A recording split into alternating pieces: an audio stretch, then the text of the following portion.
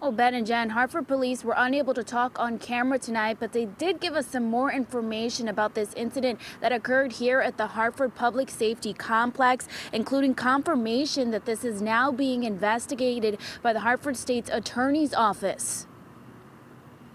Police say on Monday, March 15th, Hartford police officers were processing a female arrestee in the Hartford Police Detention Division.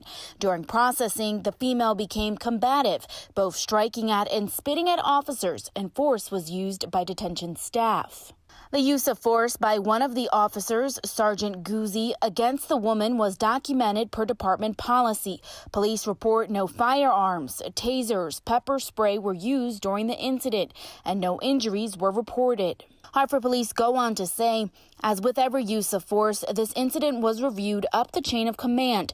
The internal command review indicated that the use of force may not conform with our use of force training and policies. An internal affairs investigation was ordered, and the officer has been put on administrative leave pending the outcome of the investigation.